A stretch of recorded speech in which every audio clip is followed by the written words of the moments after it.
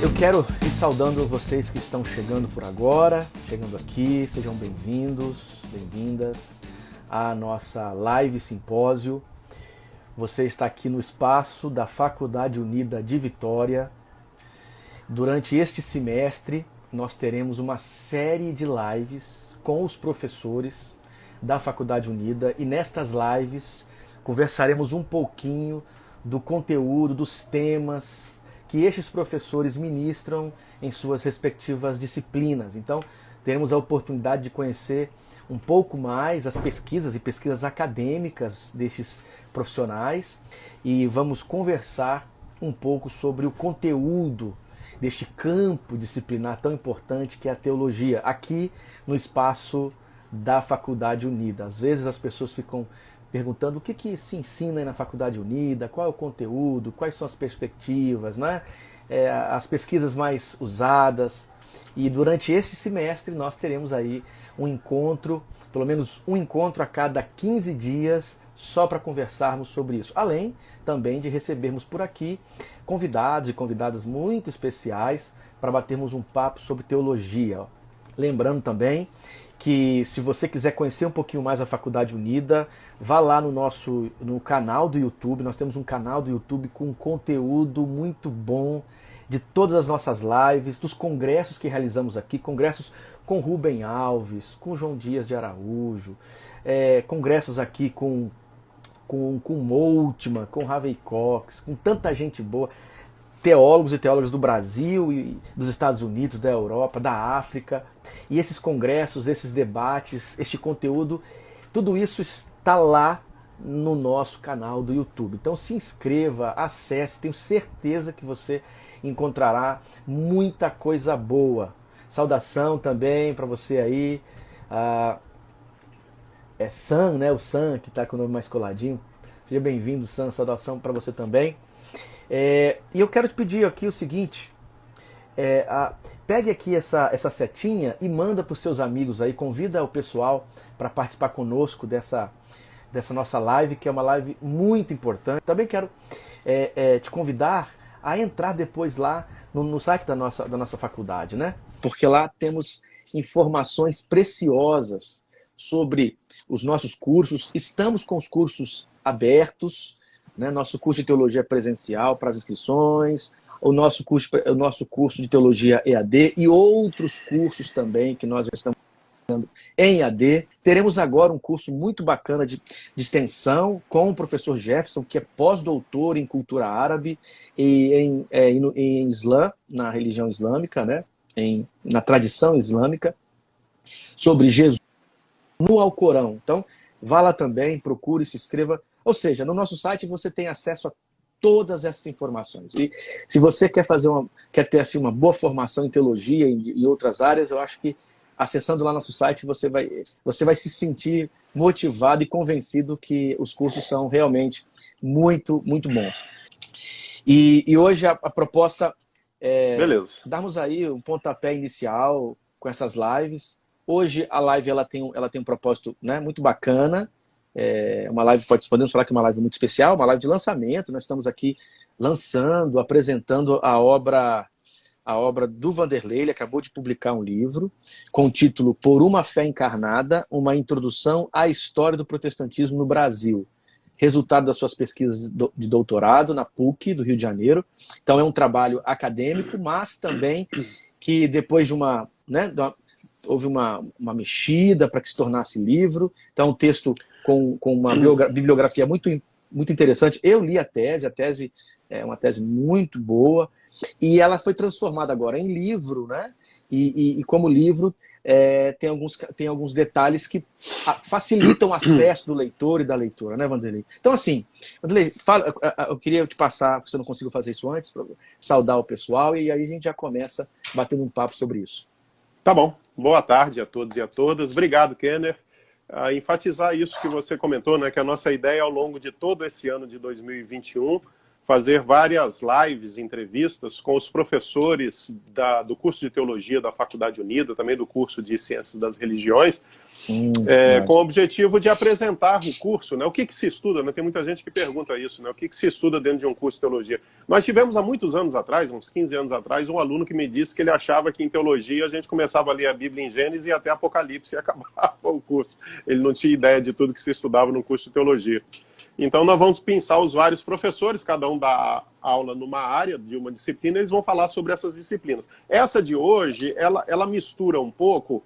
Quer dizer, eu sou professor de História do Cristianismo há 24 anos e vou falar sobre a disciplina, especificamente uma das disciplinas de História do Cristianismo, mas vai misturar um pouco com o próprio lançamento do livro, porque o livro ele acaba sendo resultado não apenas do doutorado, mas resultado desses 24 anos ministrando a disciplina e, obviamente, no doutorado houve um aprofundamento, né? Então, o objetivo dessas lives será esse e a gente está inaugurando com essa e eu fico aí muito feliz de poder estar contigo aqui nessa tarde e com todos que estão aí nos ouvindo. Muito bom. E, de certa forma, também é uma oportunidade dos ouvintes, das ouvintes, terem acesso a pesquisas atuais, porque esses professores são catedráticos em suas disciplinas, né? São especialistas Sim. em suas disciplinas, e estão aí sintonizados com o que há de mais atual nas suas respectivas áreas. Então essas lives também possibilitarão o acesso, né, a essas informações atuais de pesquisa, coisa que só conseguiriam acessar estando aqui com a gente, né, na faculdade. Quem sabe isso não motiva, inclusive, para vocês virem para cá, estudar com a gente e ter acesso mais profundo com esses professores e com a professora Claudete. Talvez até enfatizar isso, né, Kenner, que todo corpo docente tem doutorado, metade do corpo docente já tem pós-doutorado, feito em instituições muito renomadas, né? Então, assim, é um corpo docente do qual eu me orgulho muito, um pessoal muito qualificado, muito capacitado. Quem dera eu, quando fui aluno de teologia, ter tido um corpo docente como esse, que realmente é uma turma muito bem preparada. Sim. E lembrando, né, tem uma notícia boa, eu falei isso na live anterior, e não custa repetir, celebrar mais uma vez, que a nossa instituição teve o seu doutorado, doutorado profissional em Ciências das Religiões aprovado, e provavelmente este ano já vamos abrir aí vagas, terminando os últimos detalhes burocráticos, né, para os futuros candidatos e candidatas ao doutoramento aqui com a gente, né? Isso foi um motivo de muita alegria, uma celebração importante. Mas, Vanderlei, vamos começar aqui conversando um pouquinho, porque toda produção ela tem um contexto, né? Você falou rapidamente aí sobre a história da disciplina que você, né? A sua história com a disciplina, com as pesquisas em história da igreja. Então, o livro ele é resultado desses 24 anos, quase a minha idade, né? O que você tem de professor tem quase de idade. Exagerado. Com a disciplina. Bom, então assim, isso é um pouco do... Mas qual foi o contexto desse trabalho, tanto do livro quanto do doutorado? O que te motivou a pesquisar isso? Qual a tua relação com esse tema e em que contexto esse texto e essa pesquisa surgiram? Kenner, tanto no mestrado quanto no doutorado, eu procurei pesquisar tema que tivesse, que me produzia paixão, né? Que eu realmente estivesse a fim de pesquisar, que tivesse alguma coisa a ver com a minha própria vida. Em ciência, você sabe que o ideal da ciência é manter uma relação de objetividade, né, com o seu objeto de estudo e um distanciamento subjetivo. O Rubem Alves fala isso num livro, eu até cito ele na introdução, porque na realidade, eu não queria esse distanciamento. Eu queria alguma coisa que tivesse a ver com a minha subjetividade, com a minha própria experiência como evangélico, como alguém que foi pastor da Igreja Presbiteriana do Brasil durante muitos anos, que tem militado nisso desde a década de 80. Então, é uma história... Eu tinha o objetivo de contar a história do protestantismo no Brasil, mas não era simplesmente contar a história do protestantismo no Brasil. Tem muita pesquisa, tem muito livro feito, tem o famoso clássico aí, O Celeste por Vida, do Antônio Gouveia Mendonça, que foi muito importante para mim, e muita pesquisa nova de mestrado, de doutorado, que tem sido feito nos últimos anos. Mas eu tinha uma lente específica, que era o que me apaixonava, era o que eu queria saber. Eu vou usar aqui a expressão perseguir, ao longo da história do protestantismo no Brasil, um tipo específico de protestantismo, partindo do pressuposto de que existem muitos protestantismos. Quer dizer, aquele protestantismo militante, ou que a gente poderia chamar de progressista, ou de engajado, né?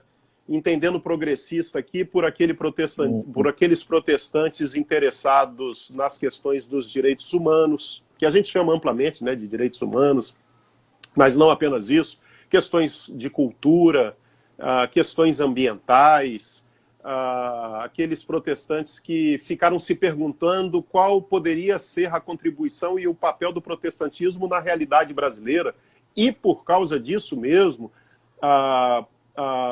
produzir uma teologia a partir desse contexto nosso aqui, o nosso contexto cultural, social, político, e ao mesmo tempo uma teologia que era produzida a partir desse contexto e voltada para esse contexto. Naquela época, 30, 40, 50 anos atrás, não se usava essa expressão, Kenner, mas ultimamente tem se falado da teologia decolonial. Foi esse tipo de teologia que eles produziram, incomodados pela situação do país, né? Como eu disse, um protestantismo militante. E hoje a gente tem usado muito também o termo teologia pública, né? Voltado para a sociedade, uma teologia, ou seja, não era só uma produção teológica, também era uma praxis que daí decorria dessa teologia, né? De um engajamento. Então a minha intenção era percorrer a história do protestantismo. Eu comecei na implantação, vim até agora, a década de 2000, mas perseguindo especificamente, se alguma coisa delimitava a pesquisa, o que delimitava era isso. O que houve de produção de uma teologia social e política e de ações sociais e políticas, ou não, né, por parte de protestantes. Me permita mostrar aqui a capa do livro. Eu agradeço, inclusive, lá ao Iago, da editora Recriar, que fez uma belíssima capa, uma belíssima edição. E a ideia dessa encruzilhada que há na capa é exatamente para apontar para o fato de que a história do protestantismo no Brasil, e a história de modo geral, ela está sempre em movimento. A encruzilhada é algo que você chega e ao mesmo tempo é um ponto de partida. Mas é um ponto de partida com uma multiplicidade de possibilidades, né? Isso é uma encruzilhada. Você tem várias rotas, você tem vários caminhos que você pode tomar. Então, se a gente assume que o protestantismo ele não é mas são muitos, com muitas faces, você pode ter diferentes rotas e diferentes caminhos também tomados por esses protestantismos. O livro propõe, a pesquisa propõe um tipo de protestantismo, por uma fé encarnada, o título aponta nessa direção, mas nós temos várias possibilidades de protestantismo. Que tipo de face vai predominar no futuro próximo ou remoto do protestantismo no Brasil, a gente não tem como saber, né? Mas a ideia da encruzilhada era essa, né? De um protestantismo que percorreu diferentes caminhos e que poderá percorrer diferentes caminhos daqui para frente também. Mas o livro ele é engajado no sentido de propor um tipo de ter perseguido um tipo de protestantismo e propor um tipo de protestantismo. Então não é simplesmente uma história narrada, é o que eu coloco na introdução, é uma história dialogada, comentada, avaliada, refletida o tempo todo. Essa é a ideia. E eu tentei, Kenner, espero ter conseguido, escrever numa linguagem muito simples, porque fica falando que é uma pesquisa de doutorado, pode parecer uma pesquisa muito bruta, muito pesada, foi até que eu falei, né? Muito hermética, né? Eu até falei que você fez uma tradução disso para a linguagem acessível, né? Para qualquer... Sim, sim. A minha intenção desde o início era essa, que um membro de uma igreja que não estudou teologia, mas que quer conhecer a história do protestantismo, possa pegar o livro, ler e entender, né?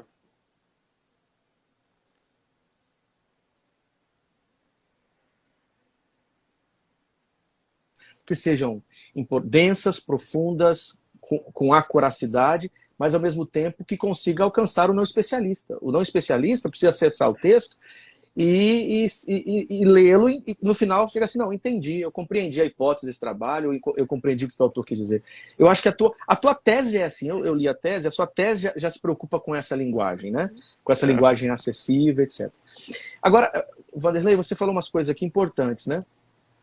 A pluralidade, você apontou para o método, né? O que você chama de lente, né? Qual a lente dessa história? A historiografia ela tem passado por muitas transformações. Você tem aí, por exemplo, o movimento da Escola dos Análises, que revoluciona assim, o jeito de pensar a história, né? Aí você rompe com aquela história ranquiana, positivista, aí você vem com uma história que se preocupa, por exemplo, com as coisas, com as relações de baixo, com as memórias, com o imaginário, etc. O seu trabalho é um pouco desse tipo de historiografia, uma historiografia que está preocupada com um grupo, que pode ser um grupo das margens, talvez, mas que é importante para a compreensão da identidade protestante no Brasil. Então, essa nova história, né? E você para isso, precisou dar conta de conceitos que não podem ser tratados de maneira assim, geral, como um tipo ideal. Foi necessário descer a esses conceitos na prática, né? No cotidiano, em como as pessoas entendiam esse conceito. Aí você falou, para muitos aqui é complicado, né? Diferenciar protestante, evangélico, reforma, não é? Quer dizer, fala um pouquinho sobre isso, Vanderlei, no teu trabalho. O que são esses protestantes? Qual a diferença desses protestantes? Ou se são sinônimos para os evangélicos? Nós temos nos Estados Unidos, né, um conceito evangélico que provavelmente não se enquadre com o que nós chamamos de evangélico aqui no Brasil.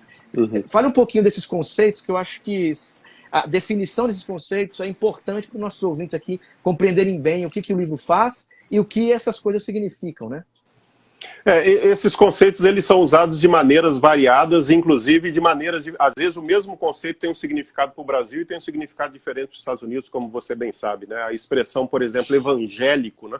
Quando se fala de evangélico no Brasil, nos Estados Unidos, está se referindo a um tipo muito específico de protestante e de um movimento que pode ser mapeado na história do século XX, especialmente nos Estados Unidos, que era muito conservador, mas ao mesmo tempo queria se descolar do movimento fundamentalista, né?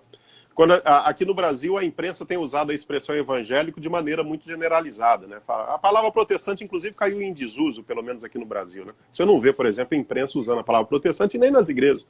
Fala-se evangélico, simplesmente, mas fala-se como se fosse uma única coisa, né? Então, o protestantismo nunca foi uma única coisa, nem lá no século XVI. O protestantismo ele já começou plural e contraditório, ambíguo, inclusive, logo no seu início. E ele dá origem a muitos movimentos que aí, genericamente, se a gente explicar para quem está ouvindo ou para o leitor, né, genericamente, eu vou usar a expressão protestante, mas não perdendo de vista essas nuances, esses matizes, essas diferenças entre esses vários grupos. Aqui no Brasil é difícil conceituar todos, Kenner, porque são muitos termos e como eu disse, eles têm diferentes compreensões em diferentes países ou contextos. Se você fala de evangelical aqui do Brasil, por exemplo, que é um aportuguesamento de uma palavra inglesa, né? Você está se referindo ao pessoal ligado à teologia da missão integral, por exemplo. Quem usava muito isso era o Robson Cavalcante, o evangelical, né? Se você usa evangélico, pelo menos do ponto de vista da imprensa, você está colocando todo mundo no mesmo saco, né? Mas isso não é assim lá nos Estados Unidos. Protestante é um termo que quase, pelo menos aqui no Brasil, está restrito ao ambiente acadêmico. Eu digo quase porque não exatamente restrito, mas ele é mais utilizado no ambiente acadêmico.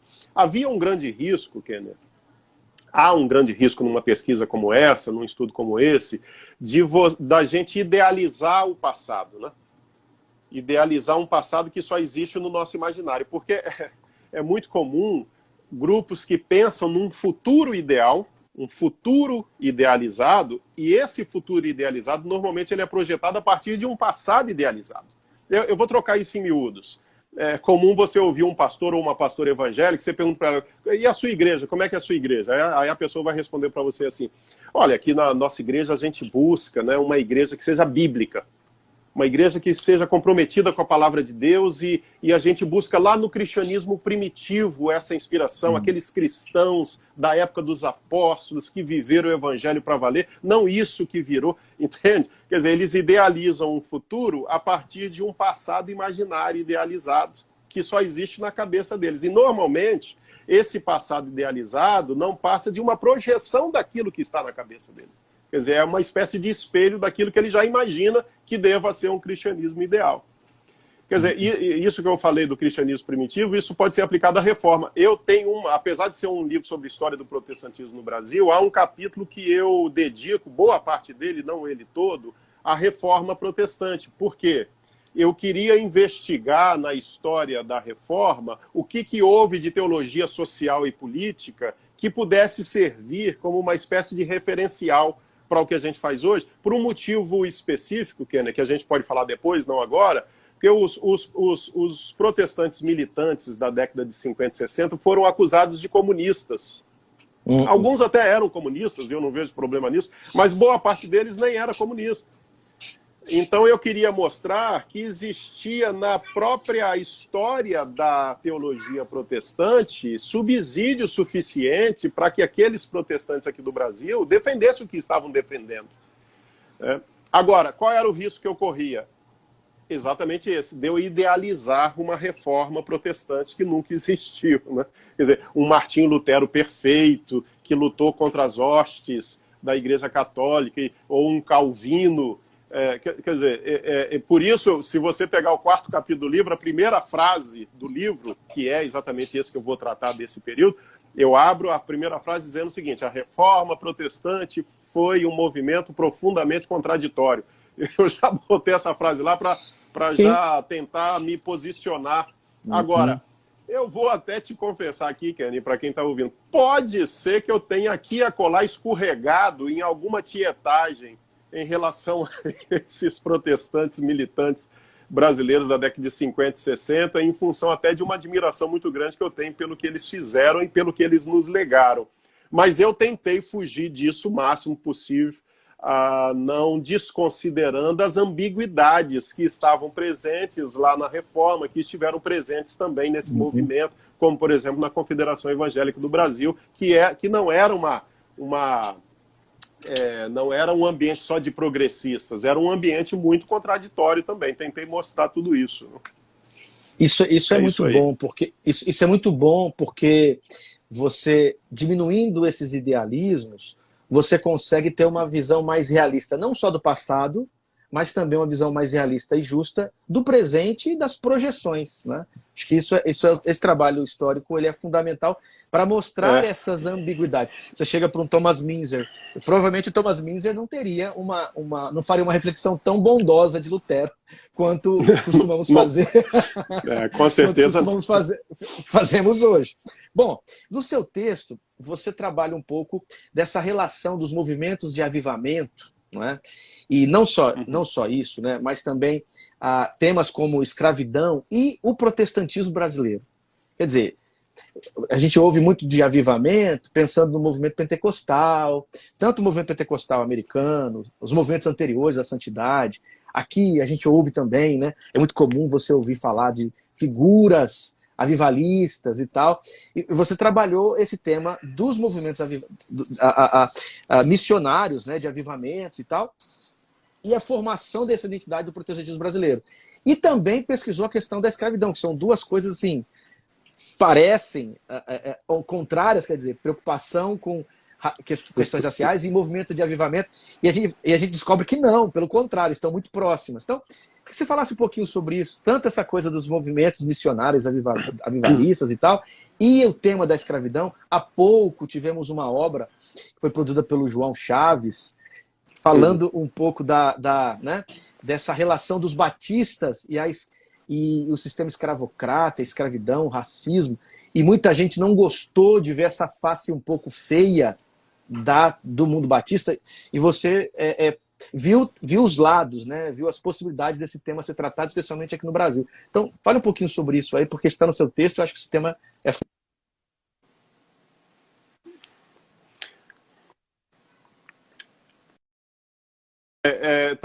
talvez adiando o fato de que existe uma estrutura proposta no texto.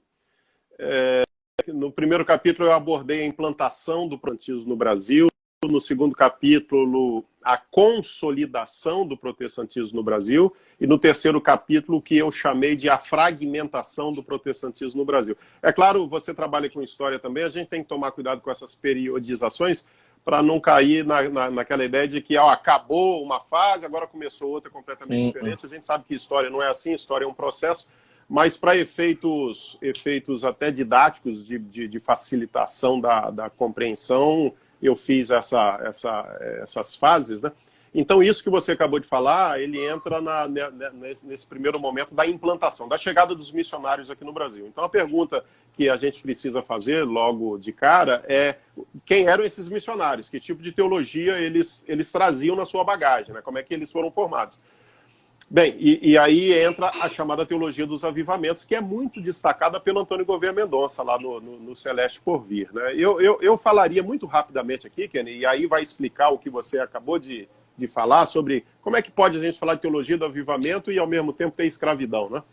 Que eu acho que explica claramente. Então, eu destacaria três características dessa teologia do avivamento. Em primeiro lugar, o que se chama de perfeccionismo, que é uma herança lá do antigo metodismo de John Wesley, ainda lá da Inglaterra. O que é o perfeccionismo, trocando em miúdos? Basicamente era a ideia de compreender santidade como negação do mundo, tá certo? Isso é muito importante na história do protestantismo e vai se tornar especialmente importante a partir do século XVIII, com o movimento metodista e esses avivamentos do século XIX lá nos Estados Unidos. Quer dizer, você entende santidade como separação do mundo e, ao mesmo tempo, negação do mundo. Adversões de bebidas alcoólicas, inclusive daí, 20, isso vai desembocar nos Estados Unidos, né? Movimento que começou em pregações dentro das igrejas. Essa ideia de uma espécie de higienização, vamos dizer assim, né? Uma higienização do ambiente da igreja, na medida em que vai se entender, então, santidade como negação do mundo, né? É o que se chama, então, de perfeccionismo. Em segundo lugar, a parte dessa teologia dos avivamentos, o que se chama de doutrina da igreja espiritual. Aí é que entra a questão da escravidão. Porque você sabe que os estadunidenses, eles sempre se entenderam, desde lá do século XVI, quando atravessaram o Atlântico, né, o Mayflower, aqueles peregrinos, como um povo escolhido por Deus. Então a ideia de serem povo escolhido por Deus para a construção de uma nação cristã perfeita. E eles têm escravos, Kenner, no século XIX. Né? Então a pergunta é, como é que pode uma nação cristã perfeita ter escravos? Quer dizer, um caminho seria, vamos deixar de ter escravo, porque isso é um absurdo. Né? Então você tem protestantes que pensam isso, olha, não tem como sustentar um negócio desse, especialmente protestantes do norte dos Estados Unidos.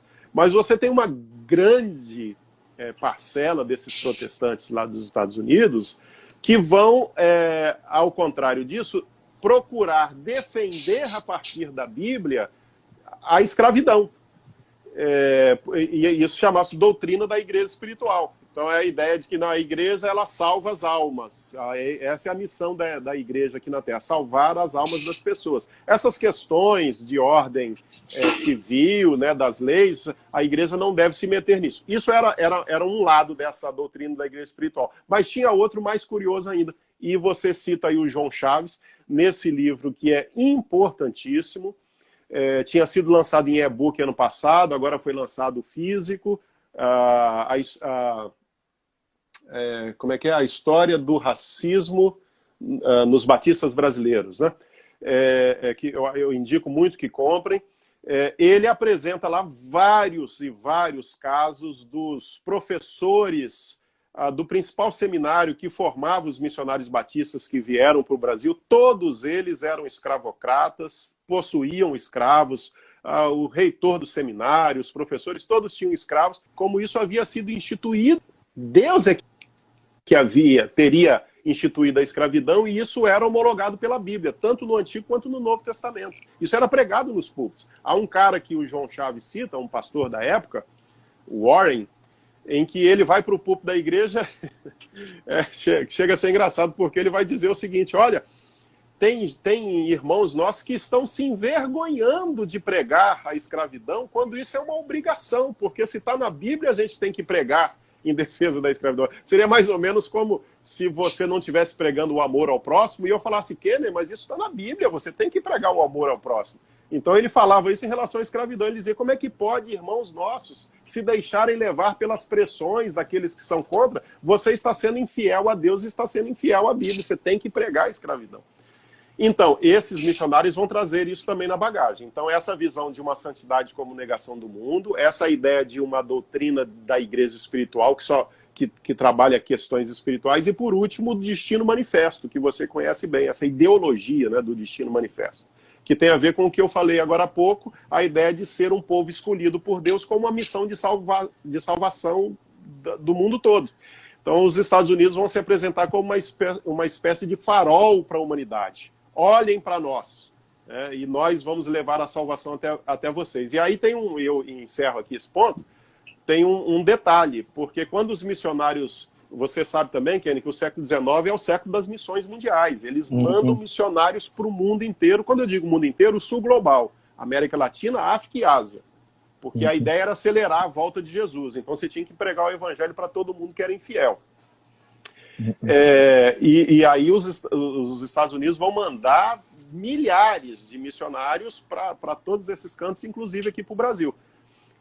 Só que a ideologia do Destino Manifesto faz com que esses caras entendam que a pregação do evangelho e a cultura norte-americana, o jeito de ser americano, é a mesma coisa. Está tudo misturado, né? Então eles não pregam simplesmente o evangelho, né? Eles vão pregar o evangelho com a cultura, com o modo de ser, com o pensamento, com o ideal americano. Eles vão levar isso para tudo quanto é canto. Daí, então, os tantos problemas que nós temos nas igrejas até hoje. Eu tinha muito na época da minha mocidade, que tipo de música que podia, que tipo de instrumento que podia, que tipo de roupa que podia.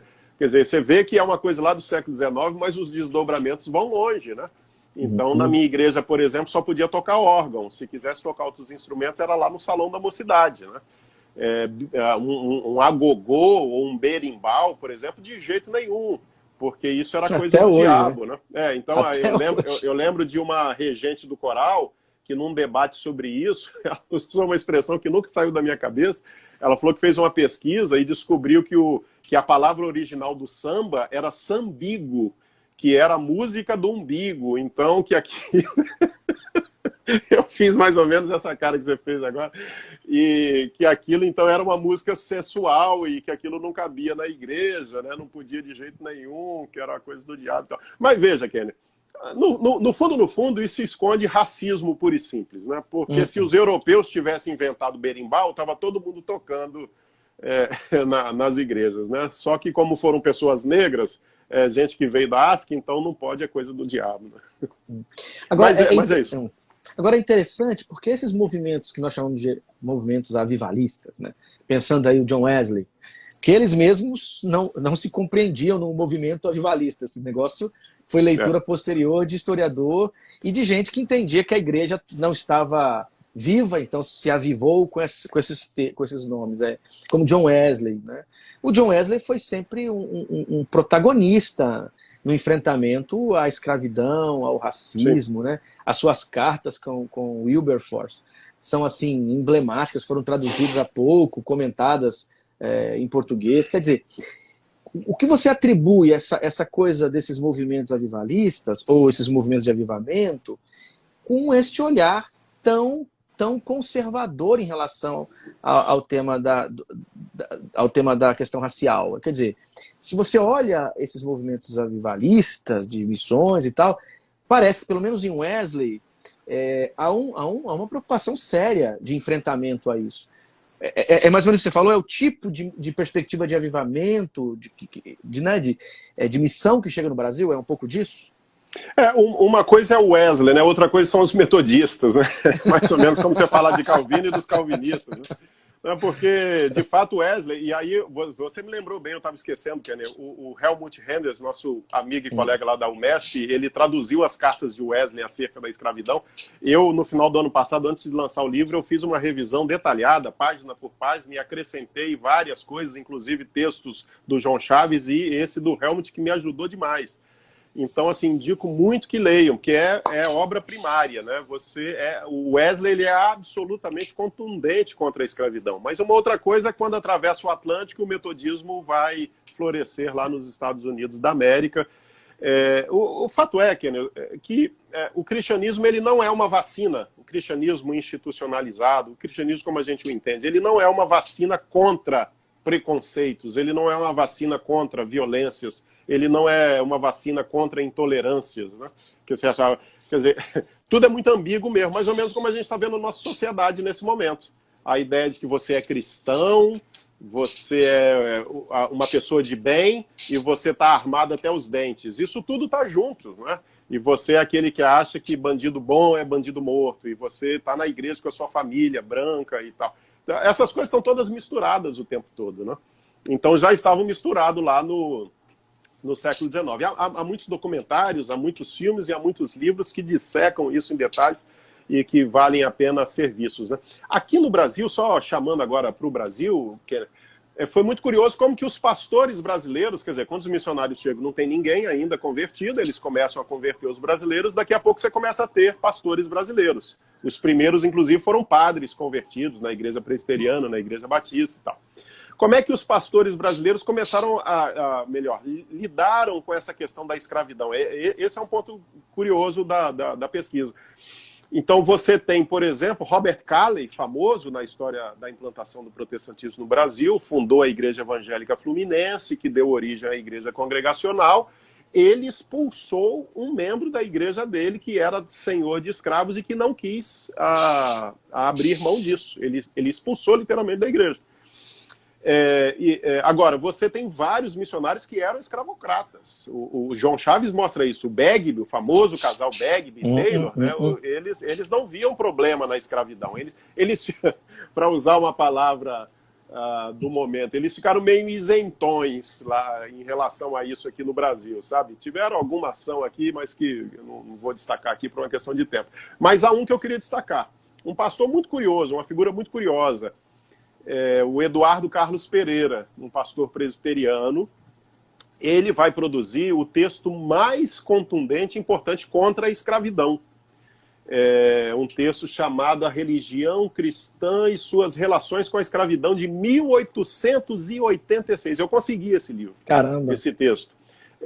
Ele faz um arrazoado sobre a questão da escravidão no Antigo Testamento, no Novo Testamento, e ao final ele vai muito certeiro, assim, convocando os pastores da época dele a irem para os púlpitos e pregarem contra a escravidão. Eu reservei aqui uma frase, vou ler aqui, Kenner. Ele diz assim, ó, preguem contra essa violação do direito natural, um crime de lesa humanidade, um atentado sacrílego contra a obra do Criador, né? E aí tem outras passagens lá em que ele é muito contundente. E aí há uma coisa curiosa. Um historiador dele, que escreveu talvez a primeira história do presbiterianismo no Brasil, o Vicente Temudo Lessa, ele diz que um missionário do Sul, ele fala exatamente isso, que um missionário do Sul pensou em escrever um texto rebatendo o Eduardo Carlos Pereira, mas desistiu na última hora.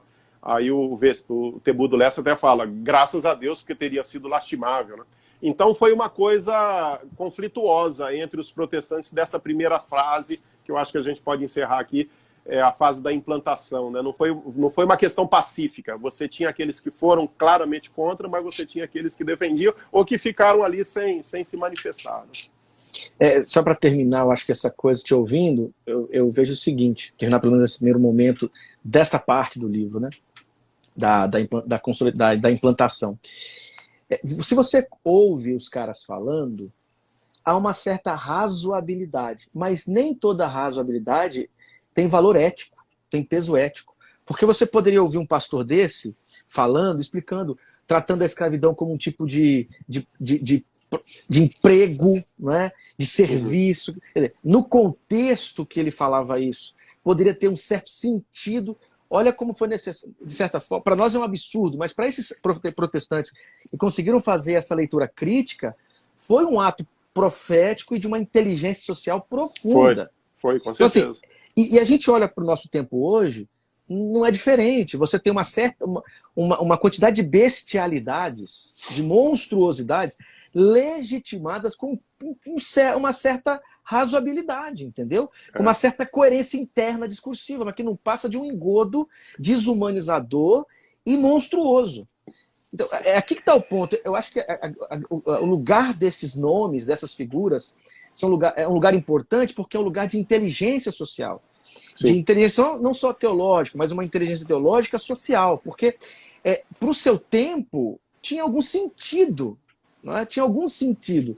Mas esses foram capazes de perceber a idiotice, né? No sentido mais profundo da expressão idiotas, né? A ignorância disso, o que não é diferente hoje. Quer dizer, existem coisas que hoje nós defendemos, especialmente se a Igreja Evangélica Brasileira tem defendido, legitimado discursivamente, que daqui a uns anos nós vamos morrer de vergonha. Entende? Vou morrer de vergonha. Espero estar entre aqueles que serão lembrados, pelo menos pelos meus filhos e pelos meus amigos próximos, como alguém que foi capaz de ter uma mesma inteligência social. Bom.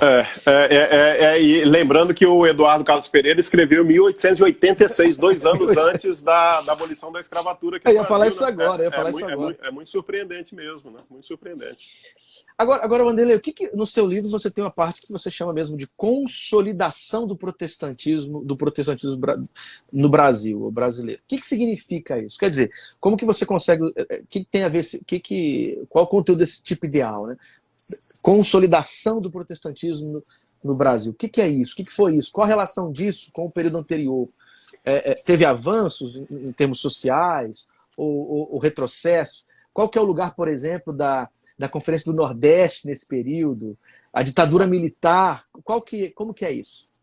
Tá. Esse capítulo é o meu predileto no livro, sabe, Kenner? Porque aí entra exatamente nisso que você falou. Ele começa ali no início do século XX. Eu vou insistir aquilo que eu já disse. Não é que acabou uma fase e começou outra. É um contínuo, né? Claro. Mas eu estou chamando de consolidação porque é uma fase em que as denominações brasileiras elas começam a ganhar autonomia em relação às missões, entende? Porque uma coisa é quando os missionários vêm, eles implantam as igrejas e eles são os chefes da igreja. Eles são os pastores, eles são os líderes dos sínodos, dos concílios e tal. Aí você começa a ter pastores brasileiros e está vindo dinheiro lá dos Estados Unidos, muito dinheiro lá dos Estados Unidos, que está bancando essas igrejas. Mas chega um dado momento que os pastores brasileiros começam a reivindicar a autonomia. Eles querem começar a se tornar líderes, né? Então você tem um entrevero ali que envolve, alguns missionários jogavam na cara, dizia, tudo bem, você quer ser líder, mas não vai vir mais dinheiro lá de fora não, tá? E aí você se vira com dinheiro daqui. Quer dizer, eu tô falando aqui numa linguagem, mas basicamente era isso que eles diziam. Né, tem problema com maçonaria, porque você deve saber, os missionários todos eram maçons e vão ser, inclusive, apoiados pela maçonaria aqui no Brasil. Os batistas no Brasil. Maçonaria, todos eles. A maçonaria ela teve um papel muito importante naquela fase anterior que eu disse, da implantação, porque tem lá a questão religiosa, a briga do Império com a Igreja Católica, é uma outra história que está ali no livro também. Mas aí chega uma hora que alguns pastores, inclusive o Eduardo Carlos Pereira, contra a escravidão, ele vai ser o cara que vai liderar, no caso da Igreja Presbiteriana, o movimento contra a maçonaria. Isso daí depois vai chegar nos metodistas, vai chegar nos batistas, mas os presbiterianos eles meio que estiveram um passo à frente, né? Até por terem chegado antes dos batistas, né? E também dos metodistas, que tiveram uma espécie de largada queimada e depois voltaram a se implantar no Brasil. Enfim, mas é esse momento, né? Você tem então pessoas como Eduardo Carlos Pereira, Erasmo Braga e Álvaro Reis nos presbiterianos, o Adrião Bernardes entre os batistas, o Hugh Tucker, que era um missionário metodista entre os metodistas. É esse momento de começar a querer andar com as próprias pernas. Algumas conseguiram isso mais rápido, outras menos rápido, que é o caso dos batistas. Conseguiram isso menos rápido, porque eles deram um grande avanço ali na década de 20, 30, depois os missionários conseguiram tomar as rédeas novamente, isso veio, eu acho que até a década de 80 aí, essas rédeas nas mãos dos missionários, mas é um momento de consolidação, e aí eu vou destacar aqui, rapidinho, tá, Kenner? Primeiro, algo que acontece fora do Brasil, mas tem reflexo aqui no Brasil, a famosa Congresso do Panamá, o famoso Congresso do Panamá de 1916. Eu não vou entrar em muitos detalhes da formação desse congresso, mas o que eu posso dizer acerca dele, que a meu ver, Kenner, foi um momento de tomada de consciência de uma identidade latino-americana do protestantismo, entende? Quer dizer, coincide com esse momento da autonomia, deles tomarem essa consciência de uma autonomia e de uma identidade própria. E haviam 3 brasileiros representando o Brasil no Congresso do Panamá, que era um congresso que foi reunido para pensar a obra missionária aqui na América Latina, assim, só para esclarecer para quem não conhece. Quem eram os 3? Álvaro Reis, Eduardo Carlos Pereira e Erasmo Braga. Todos os três eram pastores presbiterianos, sendo que no caso do Eduardo Carlos Pereira, ele já havia rompido com a Igreja Presbiteriana do Brasil em 1903 e junto com colegas, organizou uma outra igreja presbiteriana, que é a Igreja Presbiteriana Independente, que existe até hoje. Então é 1903 e o Congresso é de 1916. Mas eles eram muito eruditos, viu, Kenner? Muito eruditos. Dos três, eu, assim, simplificando, diria o seguinte: o Álvaro Reis era o mais quadrado, assim, pastor mais tradicionalzão, mais jeitão de pastor, mas um cara brilhante, pastor da catedral lá no Rio de Janeiro. O Eduardo Carlos Pereira é a figura mais interessante dos três, um sujeito polêmico, um cara que era muito erudito, um gramático muito importante, inclusive, e que tinha muitos avanços e muitos retrocessos. Ele, por exemplo, você deve saber que uma das estratégias dos missionários no século XIX era a polêmica contra o catolicismo, né? Sim, claro. Vários padres que se convertem ao protestantismo vão escrever livros destruindo o catolicismo, e padres católicos escreveram livros destruindo o protestantismo. Então ficou uma polêmica ali no século XIX. O Eduardo Carlos Pereira, ele, quando volta do Congresso do Panamá, ele escreve um livro, se não me engano é de 1918, eu tenho esse livro também, chamado O Problema Religioso da América Latina. Cara, ele destrói o catolicismo de cima e baixo. Então ele dá continuidade àquela tradição de algumas décadas anteriores, né? Ao mesmo tempo, Kenner, ele incentiva muito o que eu chamo de panprotestantismo. Era um ecumenismo interno, a união dos protestantes. Ele é o grande incentivador da fundação de um seminário. Aqueles que nunca ouviram falar, pasmem, eles fizeram a proposta, esses três pastores, da fundação de um seminário único para todos os evangélicos. Ao invés de termos várias escolas teológicas, que tivéssemos um. E o nome foi Seminário Unido. Ele funcionou, fundado em 1919, e funcionou até 1931 no Rio de Janeiro, com professores das várias denominações, e tinha disciplinas específicas para alunos de determinadas denominações. Então, foi uma iniciativa muito curiosa. Mas, ao mesmo tempo, o Eduardo Carlos Pereira e o Álvaro Reis, ao mesmo tempo que eles pensam nesse ecumenismo para dentro, né, pan-protestante e tal, eles não querem saber de diálogo com a Igreja Católica, são muito arredios a isso e são muito, eu diria até conservadores nesse aspecto. E aí a terceira figura, que é, na minha opinião, a mais brilhante. Se o Eduardo Carlos Pereira é como ser humano e como líder mais interessante, o Erasmo Braga, que é um sujeito de uma cabeça imensa, inteligente, um gramático muito importante. Ele escreveu uma série, que é chamada Série Braga, que era para os anos iniciais. Teve mais de 80 edições e foi usado no Brasil todo, em tudo quanto é escola. Tem exemplar disso lá em Harvard, para você ter uma ideia, lá na biblioteca de Harvard. O negócio foi monstruoso. E ele era o que a gente chama de workaholic, né? Quer dizer, ele era viciado em trabalho, ele abriu frentes as mais variadas possíveis, dialogava com o bispo católico de Campinas, onde ele morou e foi professor. Depois ele foi pastor lá em Niterói também, a Instituto Histórico e Geográfico Brasileiro, Academia de Letras, Academia de Ciências. Ele se meteu em tudo que você puder imaginar, e ele foi o grande idealizador, mais do que qualquer outra pessoa na sua geração. Eu estou falando aqui da década de 1910, 1920, de um movimento ecumênico no Brasil. Ele participou do Congresso do Panamá, participou da conferência em 1925, lá em Jerusalém. Era uma conferência ecumênica mundial, o movimento ecumênico estava em articulação no mundo, e ele estava antenado com tudo isso. E aí, ele liderava movimentos, por exemplo, uma união de escolas dominicais que havia aqui no Brasil, a Associação Cristã de Moços, que era muito importante naquela época. E aí, desgraçadamente, ele imaginava um organismo que unisse todos os evangélicos brasileiros. E aí, desgraçadamente, ele morre de maneira muito prematura. Em 1932, a esposa dele morreu, ele entrou numa profunda depressão e logo depois ele morre também. Mas ele passa o bastão para alguns dos seus amigos, dentre eles o mais importante talvez Epaminondas Melo do Amaral, que junto com outros vai fundar em 1934, a Confederação Evangélica do Brasil. Isso para chegar lá na conferência que você perguntou. Então, a Confederação Evangélica do Brasil, ela reunia presbiterianos do Brasil independente, anglicanos, luteranos, metodistas, uma outra igreja chamada Igreja Cristã, eu não me lembro agora, Igreja Cristã alguma coisa, e algumas sociedades bíblicas e missionárias. Curiosamente, né, se você notou, eu falei rápido aqui, mas você deve ter percebido, batistas não estavam. A Igreja Batista nunca fez parte da Confederação Evangélica do Brasil. Havia um certo distanciamento dos batistas em relação a esses movimentos. Né? Não é à toa que depois, naquele período que antecedeu o golpe militar, que agora eles querem comemorar, né, como uma espécie de celebração ou uma revolução, aquele golpe militar, e depois, durante o golpe, os batistas estiveram muito envolvidos. Sim, eu posso destacar um pouco sobre isso.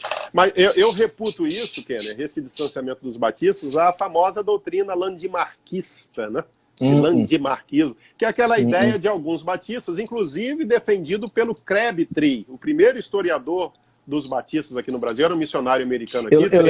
Eu lembro que lá na biblioteca do Seminário Batista do Sul tinha um livro antigo dele, cara, uns 3 livros antigos.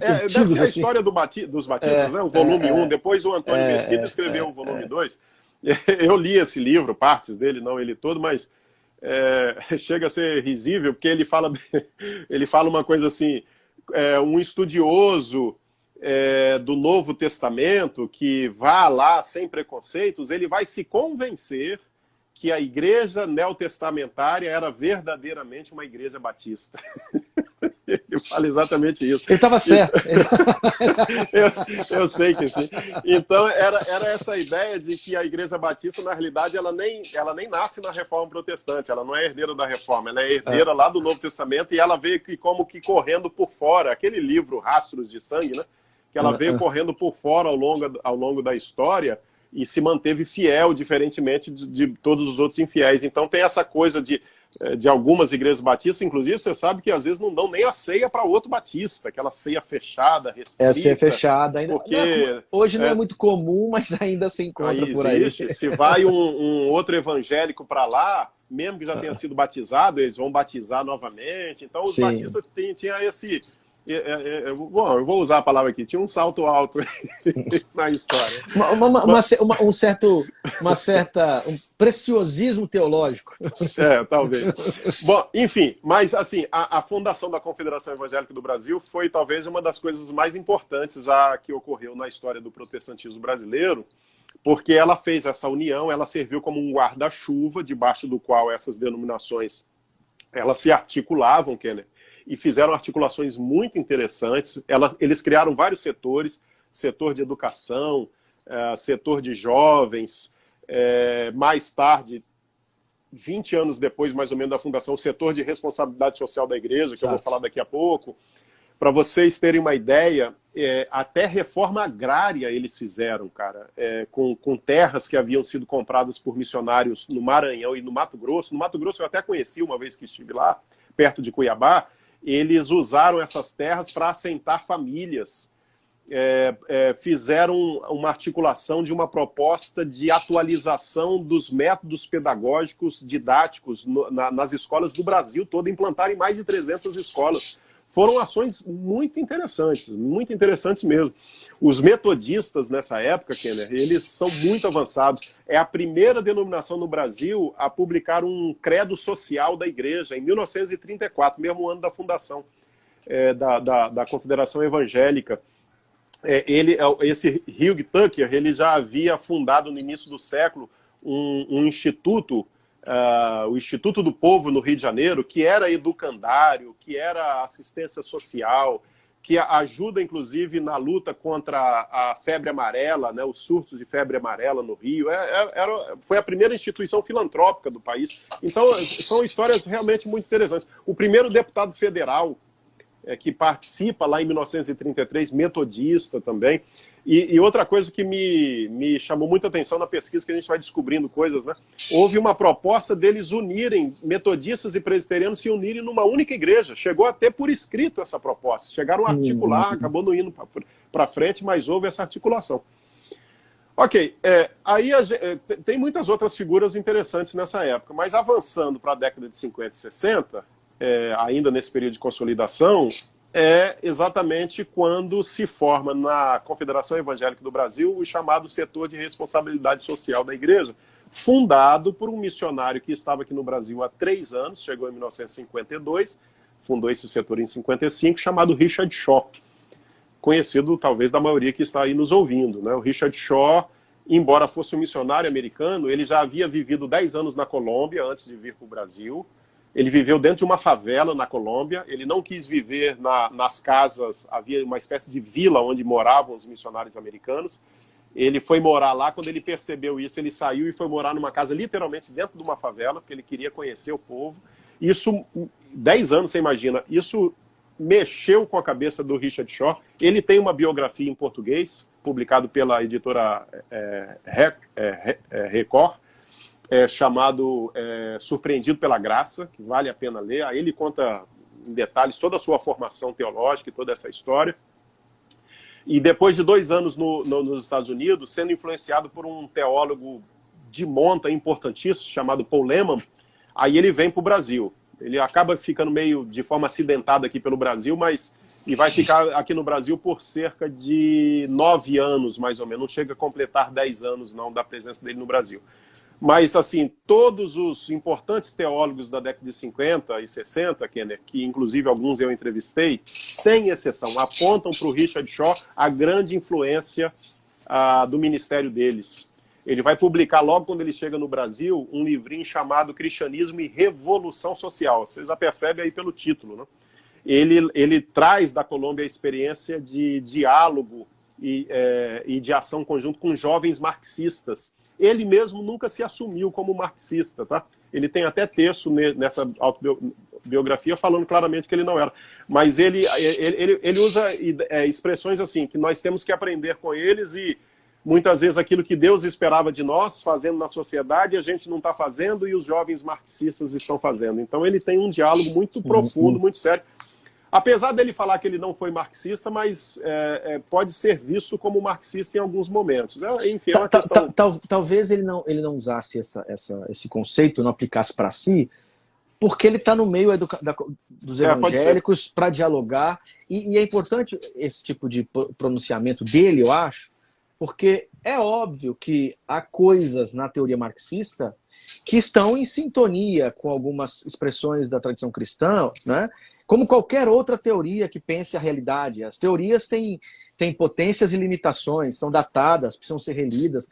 O grande problema, que me parece que tem acontecido nesses últimos anos, e já acontecia lá, você sabe disso, mas tem explicado isso pra gente, é tornar um lado da reflexão como se fosse um lado não legítimo. Quase, podemos usar a expressão teológica aqui, né?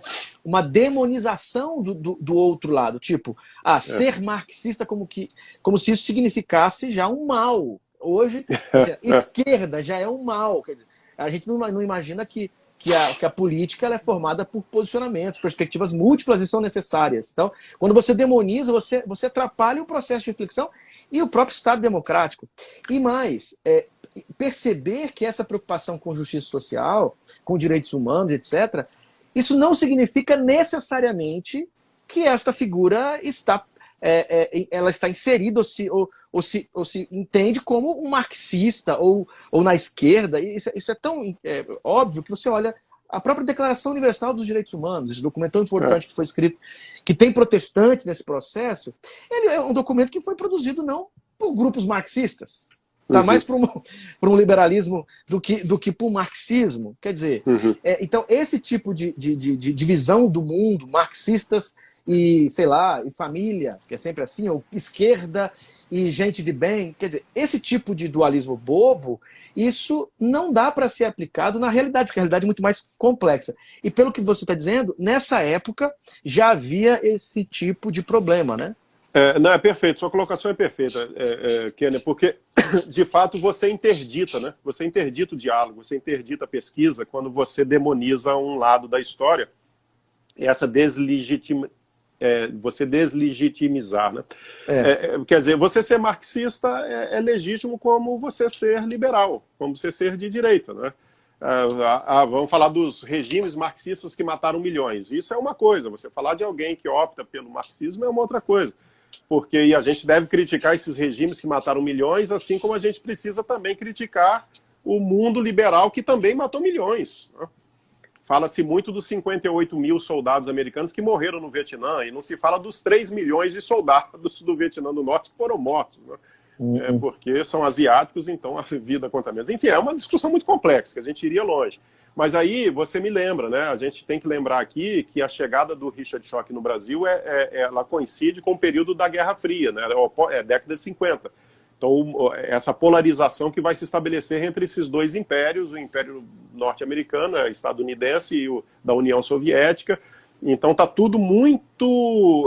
todas as ações, toda a articulação epistemológica, todo o pensamento está sendo muito feito à luz dessa polarização, né? E aí, aqui no caso da América Latina, isso se agrava em 1959 com a Revolução Cubana, né? Porque a Revolução Cubana, quer dizer, aquela ilhazinha daquele tamanhozinho, se levantar contra aquele monstro, que era a principal potência militar da época, bater de frente como bateu, aquilo gerou assim um sentimento de que, caramba, né? É como que acalentou sonhos, sabe? Sonhos revolucionários, sonhos de libertação, sonhos de transformação, se foi possível lá. Então, isso foi um vendaval na América Latina inteira, né, que influenciou demais. Eu, na pesquisa, eu fui descobrindo um monte de livros sobre fé cristã e marxismo, assim, com vários títulos, né? Não exatamente com esse tipo, mas com vários títulos que têm relação, cristianismo e marxismo, publicados exatamente na década de 50 e 60. Estava todo mundo pensando nisso. A ideia de contextualização, todas essas palavras, elas estavam muito presentes. Então, o Richard Shaw, Kenner, ele quando vem para o Brasil, ele vai trabalhar com estudantes na UCEB, a União Cristã de Estudantes do Brasil, que era muito importante, uma espécie de precursora da ABU, mas mais, talvez, engajada socialmente, teria que estudar isso um pouco melhor. E também no Seminário Presbiteriano de Campinas, ele era presbiteriano, né? Então ele vai ter uma influência gigantesca sobre pessoas que você citou aí no início, como o reverendo Joaquim Beato, João Dias, e aí especialmente o Rubem Alves, né? Rubem Alves, o Ínglio Mota Dias, e assim, é uma geração ou gerações de gente que foram influenciados por ele, por uma coisa tão simples, Kenner. Para nós talvez tenha se tornado simples, mas o Rubem falou isso várias vezes, falou com a gente pessoalmente, escreveu isso várias vezes. Que basicamente o que o Richard Shaw fez, mas fez com brilhantismo, com uma capacidade de teatro. Porque você sabe, né? Às vezes a gente repete ideias, mas tem uma pessoa que fala a mesma coisa que você falou, mas ela fala de uma maneira que toca no coração, e esse era o caso do Richard Shaw, para quem o conheceu. Basicamente o que ele dizia era o seguinte: a igreja não está aqui apenas para salvar almas. Essa ética individualista própria lá daquela teologia do avivamento, né? Ele diz, olha, a igreja está aqui para transformar o mundo, né? Esse olhar para o lado, né? Basicamente ele está dizendo, Deus tem um lado, Deus está do lado dos oprimidos, está do lado das classes trabalhadoras, está do lado daqueles que são marginalizados, que são invisibilizados, que são esquecidos, que são marginalizados, e a igreja tem que se ombrear com Deus nisso. Então é o que ele está dizendo, né? O Rubem diz assim, a gente estava com os olhos muito voltados para o céu, de repente a gente voltou os olhos para a terra, né? Ele fez a gente olhar para os lados. Tem um livro muito importante também organizado pelo Rubem, em 1985, chamado De Dentro do Furacão, que é uma homenagem ao Richard Shaw, e no final tem 3 textos do próprio Shaw. Vale muito a pena também, encontra talvez aí na estante virtual. Então, ele, junto com o seu colega Valdo César, que era um sociólogo presbiteriano, eles fundam o setor de responsabilidade social em 1955 e eles vão promover 4 reuniões famosas. Nós temos um livro publicado com os 4 documentos dessas 4 reuniões. Caminhos do Protestantismo Militante, do Bittencourt. Tá tudo lá. Eu vou pular para a última, por causa de tempo, né? A última reunião é a mais famosa, que ganhou o nome de Conferência do Nordeste, que acontece em 1962, lá na cidade de Recife, Eu já falei isso em outras lives, vou resumir aqui. Basicamente foram para Recife de propósito. As outras 3 tinham acontecido em São Paulo e Campinas, mas eles queriam ir para um lugar mais empobrecido do Brasil. Recife era conhecido como um centro, uma capital em que fervilhava a questão política da época. Veja, nós estamos em 1962. Sempre isso tem que ser lido à luz do contexto. Jânio Quadros tinha abdicado, tinha renunciado um ano antes, em 61. O Exército tentou dar um golpe em 61, não sei se todos sabem disso, mas foram freados, mas ao mesmo tempo impuseram um regime parlamentarista no Brasil, ou seja, tiraram poderes do vice-presidente que assumiu como presidente, o João Goulart. O Tancredo Neves foi o primeiro-ministro, depois houve um plebiscito, voltou a ser regime presidencialista, mas a articulação já estava, já estava uma ebulição. Uma ebulição em relação a políticas públicas, a projetos de reforma agrária, reformas profundas que estavam pelo menos sendo ensaiadas, né? Exatamente. Então, e isso se reflete nas igrejas, que é o que nos interessa aqui. Então, a Igreja Metodista, em 1961, ela revisou o credo social dela, republicou com uma revisão. A Igreja Presbiteriana do Brasil publicou um credo social em 1962, o seu credo social. A Ordem dos Batistas, dos Pastores Batistas, não a convenção, mas a Ordem dos Pastores Batistas, publicou um credo social em 1963. E os luteranos foi um pouco mais tardio, foi em 75 apenas. Mas eu botei esses 4 documentos um do lado do outro e fiz uma espécie de resumo, assim, o que estava presente em todos eles, né? Como se fosse um paralelismo, assim, uma harmonização. E aí é isso que você falou. Eles pedem reforma agrária. O documento da Ordem dos Ministros Batistas do Brasil pede reforma agrária. Respeito às mulheres, né? Melhores condições de emprego, direito à greve. Está tudo lá nesses documentos. Porque há um cheiro... Porque está rolando ditaduras na América Latina.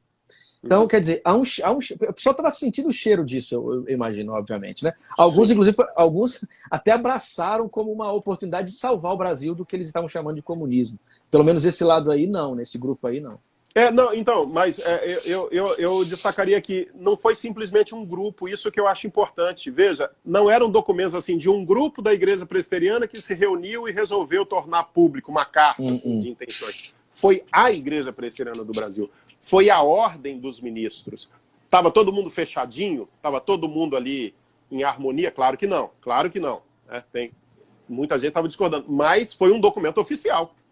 Foi um documento oficial da Igreja Metodista. E esse é um ponto importante, né? Não foram iniciativas individuais isoladas, embora isso não refletisse uma harmonia dentro dessas denominações de jeito nenhum. Para você ter uma ideia, veja como que as coisas são ambíguas, Kenner.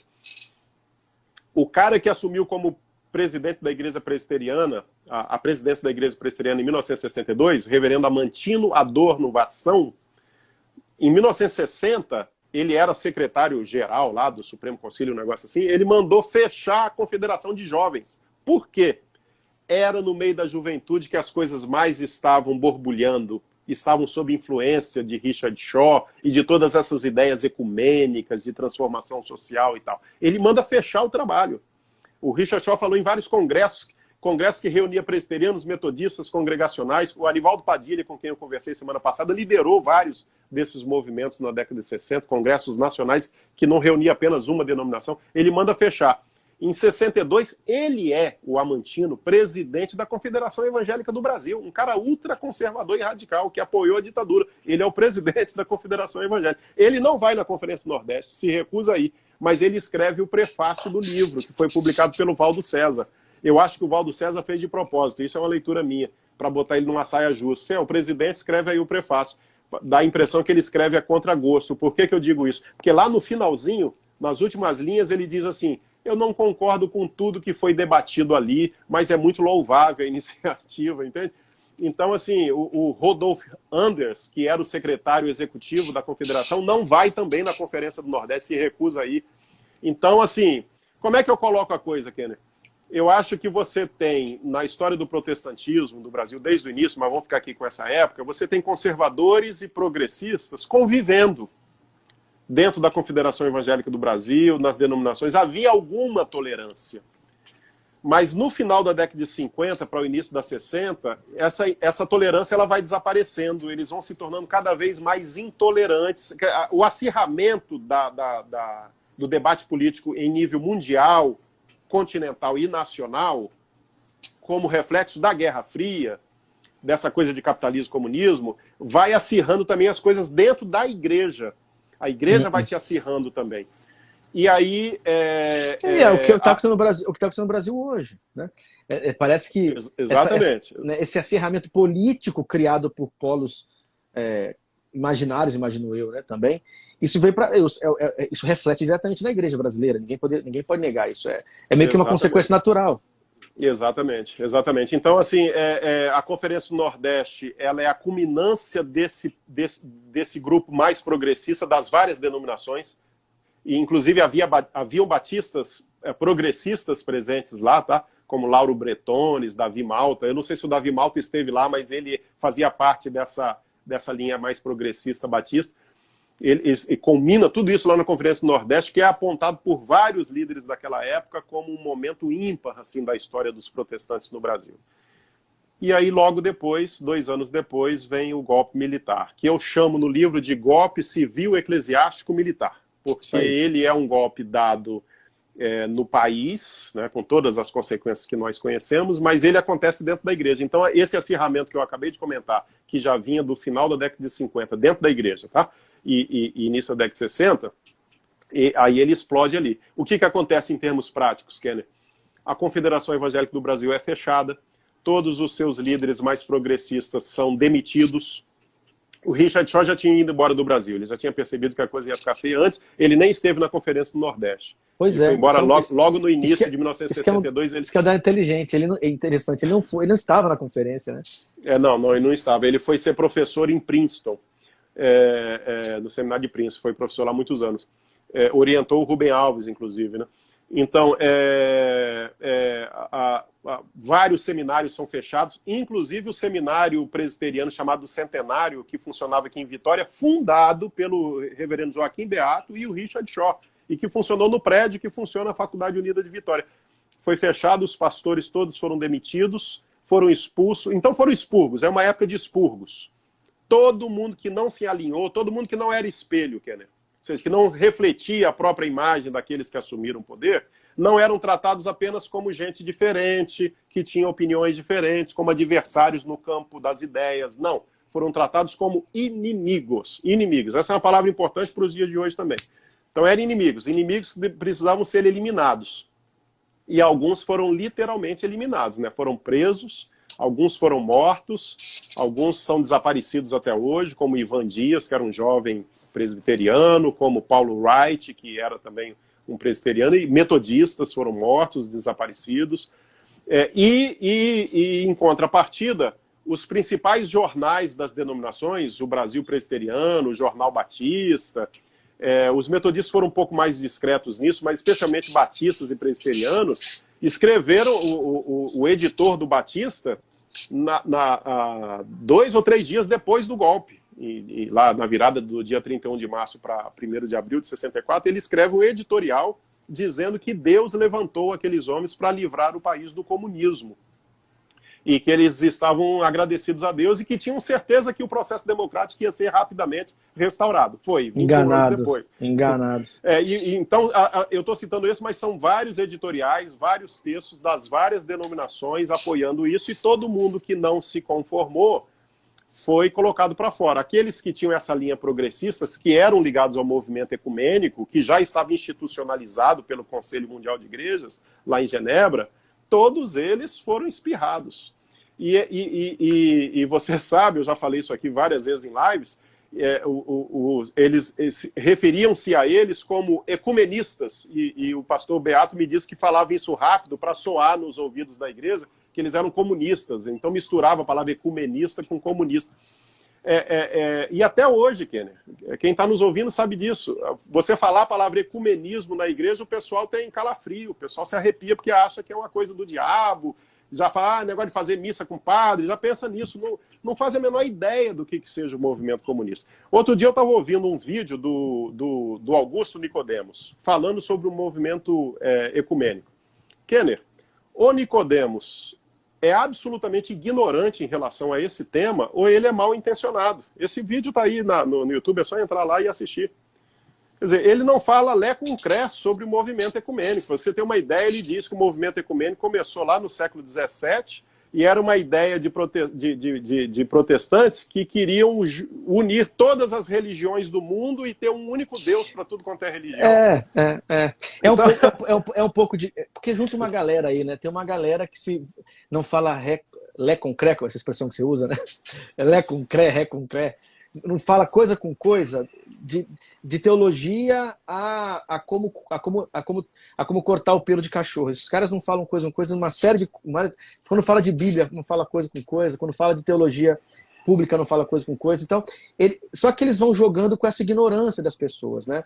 Eles vão jogando com a ignorância. Eu acredito que uma pessoa como o Nicodemos tenha minimamente uma noção do que isso significa, mas ele há um tipo de uso perverso de temas para um benefício pessoal. É aquele famoso jogar para a galera para se dar bem publicamente. É um pouco disso.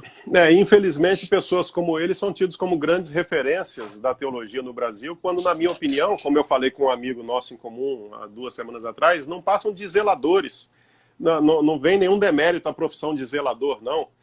Mas que existe um lugar certo para a profissão de zelador, mas esse lugar certo não é no ambiente acadêmico, em que o conhecimento é um processo contínuo e dinâmico e que precisa estar em constante evolução. Eles ficam só zelando por uma teologia que foi fabricada 300, 400 anos atrás, apresentando isso como se fosse a teologia. Quer dizer, não sabem nada de teologia, não conhecem nada sobre teologia decolonial, nada sobre o que foi produzido e falam esse tipo de bobagem, né? Quer dizer, não sabem que o movimento ecumênico, ele esconde dos seus ouvintes, primeiro, que a palavra oikumene está no Novo Testamento, é uma palavra que está na Bíblia, em primeiríssimo lugar, se referindo lugar àqueles... Habitado, né? Lugar mundo habitado. Casa habitada, casa como oikumenes. Isso aí. Em segundo lugar, ele esconde que o movimento ecumênico começou no século XIX entre missionários. Missionários. Os missionários mais tradicionais que você puder imaginar, que estavam aqui na América Latina, que estavam na África, e começam a ser acusados pelos residentes desses países de incoerentes, porque vocês falam do amor de Jesus e cada um vem aqui e prega uma igreja e fica disputando espaço para fundar suas igrejas. Então perceberam que estavam provocando um escândalo no campo missionário e perceberam a necessidade de começarem a dialogar. Então o movimento ecumênico começa como mero diálogo entre missionários, vão realizar lá a famosa Congresso de Edimburgo em 1910, foi daí que veio depois o Congresso aqui do Panamá em 1916, mas a Primeira e a Segunda Guerra Mundial, elas mexeram muito com esse movimento ecumênico. Só para fechar isso aqui, Kenner, a gente já pode caminhar para o final se você quiser. Por quê? Porque a Primeira Guerra Mundial e a Segunda Guerra Mundial, qual foi o principal palco? Embora tenham sido mundiais, qual foi o principal palco? A Europa. A Europa ilustrada, a Europa branca, a Europa cristã foi o principal palco dessas duas guerras. Então, muitos desses cristãos europeus se perguntaram aonde foi que o cristianismo fracassou, né? Quer dizer, depois de 2000 anos de presença cristã na Europa, o cristianismo não foi capaz de impedir esse massacre, né, de 15, 20 milhões de mortos na Primeira Guerra, 60, 80 milhões de mortos na Segunda Guerra. Que cristianismo é esse, né? Então, assim, aqueles que estavam envolvidos com o movimento ecumênico percebem que não poderia ser apenas uma questão de diálogo e de cooperação, né? Precisava se repensar o papel do cristianismo na história. Né? Quer dizer, o cristianismo precisava ser eficiente, precisava se desdobrar em atos de paz, né? De justiça, senão ele não faz sentido, né? Talvez isso seria aí o que você chama de vocação para a vida, né? Esse protestantismo porque seu livro vai tratar desse assunto, né? Essa vocação para a vida. Mas antes disso, eu queria terminar com essa questão da vocação para a vida contigo. Tudo Eu queria só perguntar algo rápido aqui, porque você tem, nesse contexto aí, um protestantismo com muita preocupação social, discutindo reforma agrária, falando de política social, documentos institucionais. Mas depois, você tem aqui, claro que não é exatamente protestante, mas você tem a presença também de alguns protestantes apoiando, aquela marcha da família com Deus, quer dizer, que é esse instrumento religioso, aí, cristão, para o golpe militar. E você tem hoje um discurso que louva, né, a questão da ditadura. Não sei se você viu, provavelmente você tenha visto. Ele conseguiu aprovação para que ele celebre oficialmente a Revolução Militar. E no mesmo contexto agora aparece um vídeo, 3 pastores do lado dele falando de uma convocação, de um jejum. Quer dizer, você percebe que essa relação desse mundo cristão, claro, agora largando não só para o protestantismo, mas esse mundo cristão, com governos, com tiques autoritários, que depois você tem ali a ditadura. Quer dizer, e você tem um protestantismo oficial, extremamente outro em relação a isso. O que aconteceu? E você percebe algum tipo de paralelo? Quer dizer, você consegue perceber sintonias de prática, de interpretação? Kenner, eu acho assim que há um lado que é majoritário no protestantismo brasileiro que sempre foi reacionário. Como eu te disse, eu acho que até início da década de 50 havia ainda um convívio razoável entre conservadores e progressistas, mas esse lado conservador foi ficando cada vez mais reacionário, e eles nunca abandonaram isso. A ditadura acabou no Brasil em 1985, mas dentro das igrejas, esse lado reacionário ele permaneceu. Talvez um pouco adormecido aqui e acolá, mas ele nunca deixou de estar aí. Tanto assim que há vários ministros, alguns ministros e vários ocupantes de cargos importantes no primeiro e no segundo escalão desse governo, que são dessas igrejas que apoiaram o golpe militar lá de 1964. Quer dizer, esse pessoal, depois do golpe, como eu disse, eles foram expurgados da igreja, conseguiram sobreviver com apoio, muitas vezes, do Conselho Mundial de Igrejas, fundaram organizações ecumênicas que existem até hoje. Continuam na labuta aí, continuam lutando, mas se tornaram minoria sufocada na história do protestantismo no Brasil. É isso que eu estou chamando, no terceiro momento, de a fragmentação do protestantismo no Brasil, porque acabou o diálogo, acabou aquela cooperação, né, entre conservadores e progressistas e tal. E aí você tem alguns fenômenos a mais que só vão acirrar isso que você acabou de falar. A chegada no Brasil das chamadas missões de fé. O que são as missões de fé, Kenner? Eu também mapeei isso. Tudo ali, 1965, anos depois do golpe. 1966, 67, 68. São seminários e editoras americanas que são fundadas aqui no Brasil. E com muito dinheiro, tá? Há, inclusive, envolvimento do governo americano e até da CIA. Isso não é teoria da conspiração. Há livros como Os Demônios Descem do Norte, por exemplo, que mostram isso, né? E outros como do José Comblan, a Lei de Segurança Nacional, do Altman também, vários livros importantes que mostram isso. Essas missões, o Bittencourt, nosso amigo, ele destaca uma coisa muito preciosa. Aonde atuavam essas missões? Para acirrar esse reacionarismo. 2 coisas, editor e seminário. Ó, como é que a coisa é programática. Por que editora e seminário? A editora você controla o que as pessoas estão lendo, o seminário você controla a formação teológica nas igrejas. E eram aqueles seminários que se apresentavam como instituto, lembra do tal do Instituto Bíblico, que não era denominacional? Então várias igrejas começam a mandar os seus candidatos para esses chamados institutos bíblicos. Palavra da Vida, por exemplo, né? E que vão dar uma formação de uma teologia herdeira lá dessa visão norte-americana ultraconservadora lá do sul dos Estados Unidos, né?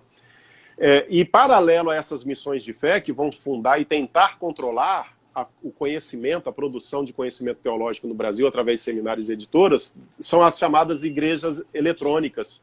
Quando chegam no Brasil também através da televisão, você sabe, você já foi pentecostal, os pentecostais eram contra a televisão, não podia ter, um pentecostal não podia ter televisão em casa.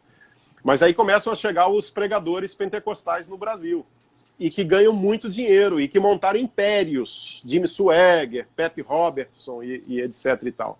De repente isso muda no meio pentecostal. Os pentecostais, eles mudam esse negócio de televisão, não apenas agora pode ter televisão em casa, como eles montam os seus impérios televisivos também, e aí um outro movimento, a entrada na política. Então veja como é que essas coisas estão amarradas, né? Essas missões de fé, os impérios eletrônicos, televisivos, né, de modo geral, e agora a entrada na política. Quando eu me converti em 84, o lema era crente não se mete em política, né?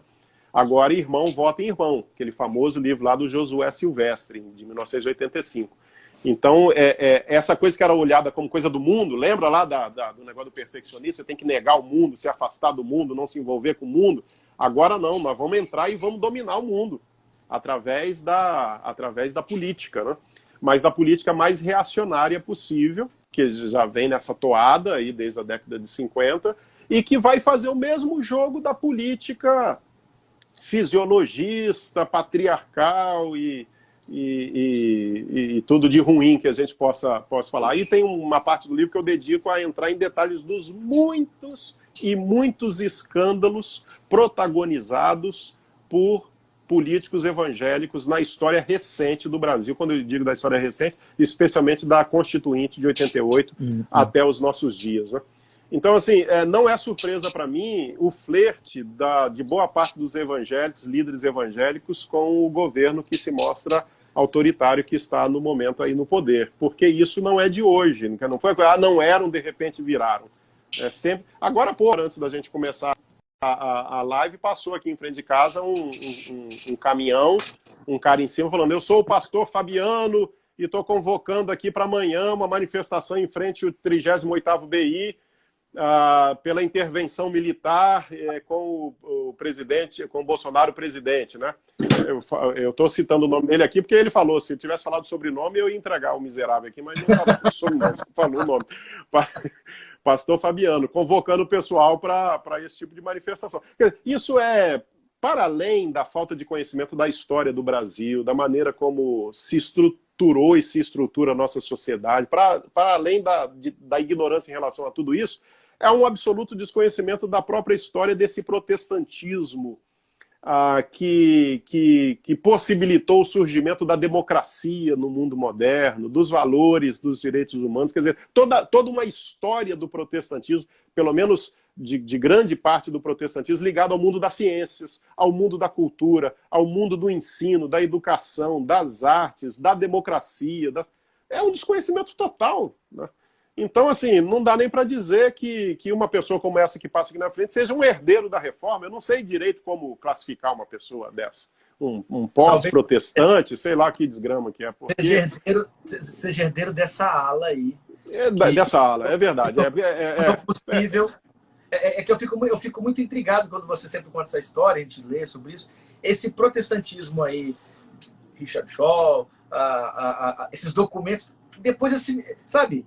Essa coisa, porque parece que é oficial, como você mesmo disse, aí se torna, com o mesmo discurso religioso, porque está dentro dessas categorias religiosas, apoiadores da ditadura, o Tonini aqui no Batista e tantos outros, quer dizer, se tornam quase que promotores, porque eles escrevem antes, falando, pedindo que o governo faça alguma coisa, que nos proteja. E participam ativamente, né, você tem coronéis que eram protestantes que participam dos governos ditatoriais, inclusive Ernesto Geisel, que era luterano, né, como todo mundo sabe. Agora também não se engane, viu, Kenner, porque especialmente esses líderes famosos pentecostais, que agora estão lá jejuando com o Bolsonaro e tal, se daqui a 2 anos... Neo, né? Os que estavam lá eram Neo, né?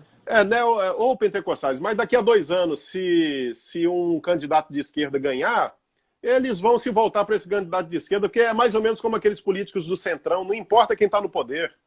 Esses políticos do Centrão estão no poder desde Collor, estiveram junto com Fernando Henrique, estiveram junto com Lula, estiveram junto com Dilma, estiveram junto com Temer, então mudar eles vão estar juntos. também. E esses líderes evangélicos, eu acho que é isso também, porque tem a ver com ganhar um nacozinho de poder, ganhar algum tipo de credibilidade, poder bater uma foto e mostrar para a igreja, olha, eu bati foto com o presidente, olha como que eu sou importante, né? Então, não podemos esquecer, né, que figuras como Magno Malta saiu pelo Brasil com Lula, né, com Dilma. Sim, sim, no aniversário do José Wellington Bezerra da Costa, pastor-presidente da CGDB, Assembleia de Deus Brasil, ela estava lá no aniversário, deram o microfone no púlpito, igreja lotada. Ela só faltou falar em línguas no culto. E ela falou tipo assim, parecia uma pregadora mesmo, né? Quer dizer, e a Dilma estava lá no púlpito. Kenner, em 1998, Edir Macedo declarou voto em Lula. Então, essas coisas é o mundo político, né? Que invadiu a igreja invadiu o mundo político. Foi uma suruba entre igreja e política que está dando nisso aí, né? Está dando isso. Mas, Vanderlei, já estamos chegando aqui a quase 1h40 de conversa. Tá, podemos encerrar. Eu queria te dar a palavra para você terminar, para falar, primeiro, para agradecer as suas palavras aí derradeiras, mas eu queria que você terminasse falando o que seria, então, diante de tudo isso que você disse, essa vocação para a vida. Essa vocação, você disse que não podemos idealizar o passado, mas essa vocação para a vida, pelo menos no espaço protestante, seria resgatar esse protestantismo que você cita como um protestantismo, não sei se legítimo, né? Desses documentos tão importantes, de figuras como Richard Shaw e João Dias de Araújo e outros. Quer dizer, esses podem, então, ser tratados como um modelo de uma vocação para a vida? Eles não são perfeitos, como você mesmo disse, ninguém é, mas é isso que você acredita que seria esse cristianismo, ou esse protestantismo, essa vocação para a vida? Uma retomada do que esses caras pensavam, ou uma releitura desse posicionamento? É uma retomada atualizada sempre, né? Quer dizer, é um resgate sempre atualizando. Não pode ser simplesmente um resgate, né? Vamos fazer aquilo que eles fizeram, né? Mas é um resgate atualizando para os novos tempos, que é completamente diferente, né? Completamente diferente. Não temos mais Guerra Fria, por exemplo, mas temos guerras de outras categorias. Essa época das redes sociais, isso daí está mudando completamente a história. Então a gente tem que... são princípios, na realidade, viu, Ken? Não são exatamente ações, atitudes, mas princípios, né? E eu acho que esses princípios, eles até remontam à ideia de vocação clássica do protestantismo que você conhece. A palavra beruf, né? Só para explicar para o pessoal aqui, que foi usado por Lutero e depois por Calvino também, né? A palavrinha beruf, o Lutero ele usa tanto para se referir a trabalho, a ocupação, a ofício, quanto para traduzir a palavra klesis, lá do grego, que era a vocação cristã, né? Recebida por Deus. Então, ali em Lutero, depois também em Calvino, a ideia de trabalho e vocação cristã acabam se fundindo numa única realidade. Aí tem todo um desenvolvimento calvinista a esse respeito que foi destrinchado lá pelo Max Weber, né, na Ética Protestante e Espírito do Capitalismo, sobre essa ideia de que você, diferentemente do católico, que era vocacionado religiosamente e virava monge, e aí era extramundano, né, saía do mundo, ia para o mosteiro, vai propor essa religião intramundana, esse ascetismo intramundano, né? Uma vocação que entra no mundo através do ofício, da profissão, e você glorifica a Deus através disso. Quer dizer, eu não estou falando que é isso, mas há uma inspiração a partir dessa ideia clássica de amplitude da vocação, no sentido de que não são apenas pastores que são vocacionados ou pastoras, né? E a vocação não é apenas para ofícios religiosos, mas uma vocação ampla, né, de uma compreensão ampla da vida. E quando eu digo ampla, é muito ampla mesmo, né, que perceba essa presença de Deus para além, Kenner, daquilo que a gente nomeia de religioso, né? Que é o quê? Ali a sua igreja, né? Quando você vai lá na sua igreja batista, na escola dominical, no culto, aquelas coisas propriamente religiosas, né? Que a gente chama de religiosas, um aconselhamento pastoral, que a gente consiga começar a perceber essa presença de Deus, esses sinais e essas marcas, e o nosso próprio comprometimento como seres humanos, não vou nem dizer como cristãos, mas como seres humanos, com essa presença muito ampla nas artes, né? Coisa que você lida muito com literatura, com poesia, com a vida, com o dia a dia, com a natureza. com o ensino, com a universidade, com o trabalho, com a família, com tudo de maneira muito, muito ampla, né? Quer dizer, essa compreensão de que Deus, isso que a gente chama de, né, Deus, isso que a gente chama de cristianismo, Jesus, os evangelhos, isso está muito acima de igreja evangélica, né? O evangélico, ele gosta muito de dizer só Jesus salva, né? Essa é uma frase típica do evangelho, só Jesus salva, isso está pichado em um monte de muro, né?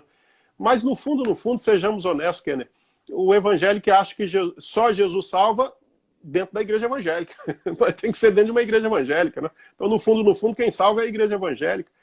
Quer dizer, a gente precisa passar disso, né? A gente precisa superar essa imaturidade e parar de achar que a igreja evangélica é o repositório de Deus e o instrumento de Deus. Nós não somos esse instrumento.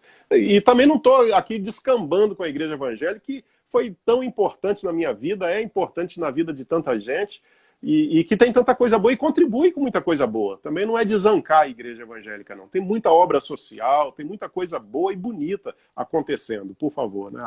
De fato. Mas essa capacidade de entender que ela não é uma queridinha de Deus. A igreja evangélica existe aí, começou na Reforma, algumas foram fundadas semana passada, 10 anos atrás. Quer dizer, Deus é muito mais amplo, Deus está presente aí, né, em todos os lugares, né? Quer dizer, a gente pode até dizer só Jesus salva, né? Toda salvação passa por Jesus, mas não necessariamente pela igreja evangélica, né? E nem necessariamente pelo cristianismo, no sentido institucionalizado, tá certo? Que aí é um papo, uma outra live, né? Mas de que, quer dizer, Jesus não é o cristianismo, né? Jesus não está fundando uma igreja. Você não encontra em nenhum momento Jesus falando, eu vim aqui para fundar uma igreja. Jesus está propondo uma vida, né? O Sermão da Montanha não é um sermão para evangelho, para crente, né? Para cristão. O Sermão da Montanha é uma proposta de uma sociedade completamente diferente, né? Né? O sermão não é para gente, é para gentes. Para gentes. Ele está propondo, olha, está vendo a sociedade que vocês têm? Que quando um cara bate no seu rosto, você vai lá e mete a mão no outro lado? Eu estou propondo uma sociedade diferente. Estou propondo que você vire a face. Estou propondo que você ande a segunda milha. Estou propondo que bem-aventurados sejam os pacificadores e não os violentos, aqueles que têm fome e sede de justiça. Estou propondo uma sociedade assim. Ele não está propondo uma igreja, ele está propondo uma transformação. É isso que o Richard Shaw inspirou e emocionou e comoveu tantos líderes da sua época, de perceberem que ser cristão, ter um compromisso com Jesus, ia muito além dos muros e das paredes das suas igrejas, né? Tinha a ver com esse compromisso que é muito amplo, muito mais amplo do que eu imagino, né? Essa capacidade de superação desses limites que a gente tem denominacionais, que infelizmente, Kenner, sem querer desmerecer o trabalho bonito até que missionários fizeram, mas infelizmente é um legado que eles nos deixaram. Esse tal denominacionalismo inventado pelos americanos, né, que você começa a resumir, até sem perceber, cristianismo à sua denominação, né? Isso, infelizmente, é um mal que, quer dizer, como eu disse, a igreja é elogiável sob vários aspectos. A minha tristeza e talvez a sua é da gente saber que poderia ser muito mais, quer dizer, o potencial é muito mais amplo, mas infelizmente está condicionada, está aprisionada por esses condicionamentos, para não dizer por esses líderes que, na minha opinião, são mal intencionados, que não têm compromisso nenhum, nem com Bíblia, nem com Evangelho, têm compromisso apenas com os seus próprios projetos, né? E que, infelizmente, conseguem arrebanhar multidões aí na direção dessas coisas que nos escandalizam, né? Pedindo intervenção, acabar com democracia, partir para cima dos inimigos, como eu disse, não são adversários, são inimigos. Se não tá feliz, vai para fora. Teve um sujeito outro dia no Facebook que falou que eu tinha que sair do Brasil. Quer dizer, entende? Você seria essa mesmo, né? Dependendo do lugar. Que não encontrasse gente como você. Agora, eu ia falar aqui, você estava falando, mas eu acho que essa questão do óbvio, né? Isso é tão óbvio. Essas coisas todas são tão óbvias, mas em tempos obscuros, o óbvio se torna um artigo de luxo, né? Que triste isso. Que triste isso. E nós estamos vivendo num período, me parece, que tornou-se artigo de luxo coisas simples do Evangelho, da fé cristã, da fé protestante, né? Já que queremos refazer o recorte aqui para o protestantismo. Bom, eu acho que com essa palavra pastoral sofisticada final aí, a gente vai parando aqui essa conversa, já tem quase 2 horas, o pessoal nos acompanhando aqui, né? Você percebe que o número que estava com a gente do começo está até agora. Eu quero agradecer muito. Eu tirei aqui, gente, os comentários, não para silenciá-los e silenciá-los, é porque alguns comentários acabam tampando assim o rosto do Vanderlei e a gente não conseguia ver o Vanderlei aqui direito. Mas a gente fica muito feliz, nós agradecemos muito pela presença de todas e todos vocês. Lembrando que durante esse semestre teremos mais lives com os professores. Essa aqui foi uma live especial de lançamento do livro, de apresentação desse livro. Então, recomendo, se você tiver interesse em comprar essa obra, eu falo, compre, porque é um apanhado histórico, como você viu, e uma análise crítica muito interessante e que vai acrescentar, assim, de maneira significativa a sua reflexão hoje. Não é uma descrição do passado, simplesmente. É uma análise de conjuntura que pode ser tranquilamente usada como instrumento para observação e compreensão do que acontece hoje na relação entre mundo evangélico, protestantismo, política, economia e cultura. Então, Vanderlei, muito obrigado mais uma vez, obrigado por sua presença, obrigado por ter produzido esse texto tão importante para todos nós. Espero que venda bastante e muita gente tenha acesso. Aqui, quero só retomar aqui, sublinhar a editora Recriar, o belíssimo trabalho que o Iago e a sua equipe fizeram. Se você quiser adquirir o livro, vá lá no site ou no Instagram da editora Recriar, eles vão te acolher com muita tranquilidade e com muita boa vontade, e você tem o acesso lá ao texto, ao livro publicado agora pelo professor, o amigo Vanderlei. Vanderlei, obrigado. Quer dizer alguma coisa? Não, só mostrar mais uma vez, eu vi uma pessoa perguntando onde comprar, só enfatizar isso, que basta digitar editora Recriar lá no Google, que você vai encontrar o site dela. De fato, assim, o Iago, como você disse, faz um trabalho belíssimo, é uma pessoa excepcional, o Iago, né, lá da editora Recriar. Ou digitar, Kenner, Editora Unida, que também é no site da Editora Unida, num dos 2 sites. Sim, e agora tem a terceira opção. Foi publicado ontem a versão e-book pela Amazon.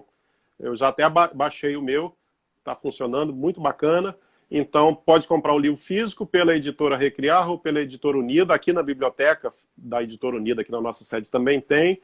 Ou pela Amazon, compra tanto o livro físico, quanto agora a versão em e-book que está disponível desde ontem, né? Então é isso. Bom, como você disse, assim, só para lembrar, gente, a gente está meio que lançando aqui o livro, mas o objetivo é esse, quer dizer, essas questões, elas são abordadas nas nossas disciplinas, né? Especialmente no caso dessa daqui, a disciplina que a gente chama de História do Cristianismo 3, que trata exatamente do protestantismo no Brasil e na América Latina. E ele foi publicado agora tem 2 semanas, acabou sendo uma coincidência, Kenner, né? Com esse momento muito, muito sensível da história do Brasil, e eu estou me referindo muito especificamente aqui à postura dos evangélicos em relação a tudo que está acontecendo. O livro é um resgate da história do protestantismo, mas que acaba se refletindo muito nesse momento atual, né? Porque eu acho que nós somos meio que herdeiros, talvez indignos, mas herdeiros desses protestantes progressistas aí que fizeram tanto pela nossa história. Né? É isso. É uma narrativa, ele está perguntando o título do livro, pastor Carlos, aqui, vamos repetir, ó, Por uma Fé Encarnada. Uma introdução à história do protestantismo no Brasil. Porque quando você coloca, fica virado. Dá para ler. Só você tá bom, obrigado. Por uma Fé Encarnada, editora Recriar. Mais uma vez, obrigado. Um grande abraço. Tá bom, obrigado. Obrigado a você, obrigado a todo mundo aí. Deus abençoe, tudo de bom. Valeu, tchau.